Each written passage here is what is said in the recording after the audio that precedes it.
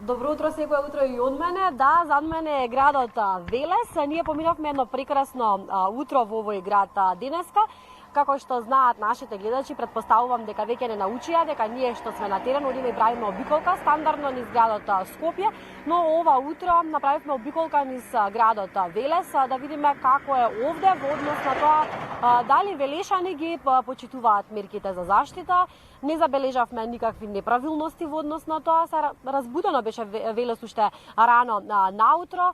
Сите се со заштитни маски, раздвиженост околу пешаците забележавме, прописно е се, нема некоја утринава голем метеж во маркетите, банките, овде не забележавме ни по пазарите. Значи се одвива нормално и прописно. Кога сме веќе кај Велес, ќе потсетиме дека всушност се расветлуваат нови детали во врска со случајот поврзан со смртта на мајката и синот од Велес. Министерот за внатрешни работи Наке Чулев впрочем го ја врати дилемата околу датумот за смртта на мајката и синот Мануилови од Велес. Тој вели дека податоците со кои што располага Министерството за внатрешни работи укажуваат на тоа дека распаѓањето на телата на овие две лица всушност било во процес од прилика 2 месеци, а не месец дена како што велат здравствените власти. Имено според криминалистичката истрага на МВР, која што опфаќа тоа како се одвивале телефонските, кога биле последните телефонски јавувања на овие две лица, потоа кога биле последните средби со соседите, кога последен пат ги виделе соседите. Воедно и според оние податоци во однос на кога последен пат има водоснабдување и електрична енергија, кога последен пат престанува потрошувачката на струја и вода во нивниот дом и слични вакви примери, всушност покажуваат дека активностите на овие две лица, на мајката и починатиот син, всушност се одвивале некаде кон крајот на месец јануари. Подоцна не се забележуваат никакви активности од нивна страна, па според тоа од страна на МВР се вели дека всушност тие починале некаде кон крајот на јануари, односно најрано се извинувам до почетокот на месец февруари. Воедно СВР Велес продолжува да не го затвара овој случај, односно продолжува со истрагата.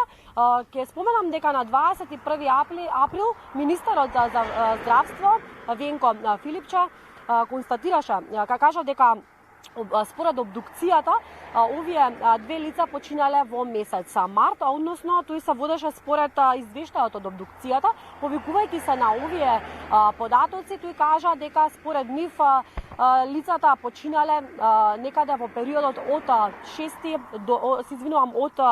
2 до 16 на март. Тогаш тој посочи дека воопшто нема потреба од дополнителна истрага околу датумот на смртта на двете лица, а ќе се продолжи да се истражува во однос на тоа која е причината за нивната смрт. Форензичарите пак нагласуваат дека многу е тешко да се утврди времето на починато лице. Тоа е всушност едно од најтешките работи во судската медицина, посебно кога се работи за тело во распаѓање. Овде се случува онаа дилема во јавноста, кому да веруваме ние, дали на Министерството за внатрешни работи или на Министерството за здравство, бидејќи очигледно е дека имаат и ни приложуваат различни факти, па затоа се појавува дилемата во јавноста во што ние треба да веруваме. Целиот овој случај во врска со смртта на двете лица е дополнително се отежнува со сомнежот на полицаецот кој што го направи увидот на 6 април во нивниот дом. Се работи за лицето Андреа Лазаревски, полициски службеник кој го направил увидот во домот, а на неколку дена по увидот беше констатирано дека тој е заразен од коронавирус. Сето тоа додаде полемики во јавноста. Дали можеби починатата жена, мајката, всушност била првиот случај во нашата земја заразен од COVID-19 и покрај тоа што излегува низа спекулации дека можеби COVID-19 и не постоел пред 26 февруари, а во една прилика и министерот за здравство Филипче го спомена истото, дека не се исклучува можноста дека COVID-19 постоел во нашата земја и порано.